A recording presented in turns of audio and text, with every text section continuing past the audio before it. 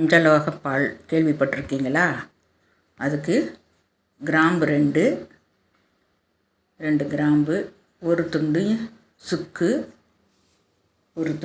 போட்டுக்கோங்க. 2 கிராம்பு போட்டுக்கோங்க. கொஞ்சமாக பட்டை போட்டுக்கோங்க. இந்த அளவுக்கு இடித்தா போதும். சின்னதாக ஒரு பட்டை, அதுலேயே 2 கிராம்பு. இந்த முக்கு இருக்கிற மாதிரி பார்த்து இடிச்சுக்கோங்க கிராம்பை, அதான் ரொம்ப நல்லா இருக்கும். அது கூட 2 ஏலக்காய், சின்னதாக இருக்கிறதுனால 2 ஏலக்காய் போட்டிருக்கேன்.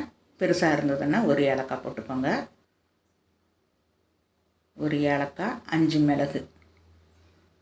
நல்லா இடிச்சிட்டு 1 கப்பு பால் நல்லா காய்ச்சிக்கலாம். 1 கப்பு பாலில் காய்ச்சிக்கலாம்.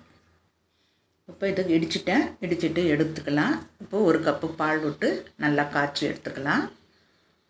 நல்லா கொதி வரும்போது இடித்து வச்சுருக்கிற இந்த பவுடர் எல்லாத்தையும் அதில் போட்டுடலாம். ஒரு கொதி வரும்போது போடணும். மறுபடியும் ஒரு கொதி வந்தால் போதும். ரொம்ப நேரம் கொதிச்சுது அப்படின்னாக்கா பால் கெட்டு போயிடும், திரிஞ்சு போயிடும். அதனால் ஒரு கொதி தான். அதோட நாட்டு சக்கரை போட்டுக்கிருக்கேன். கல்கண்டு கிடச்சிதுன்னா போட்டுக்கலாம். பனங்கல்கண்டு ரொம்ப சூப்பராக இருக்கும் இந்த பாலுக்கு. பனங்கல்கு என்கிட்ட இல்லை, அதனால் நான் சக்கரை போட்டிருக்கேன். அதுவும் ஒரே ஒரு கொதி தான் வரணும். அந்த கொதி வரும்போதே நம்ம ஆஃப் பண்ணிடணும். ஆஃப் பண்ணிவிட்டு 2 நிமிஷம் மூடி வைங்க. அதுக்கப்புறம் ஓப்பன் பண்ணிவிட்டு வெடித்து குடிச்சிக்கலாம். இது ரொம்ப நல்லது, வயிற்றுக்கு ரொம்ப நல்லது, சளி பிடிச்சா ரொம்ப நல்லது, தொண்டைக்கு ரொம்ப நல்லது.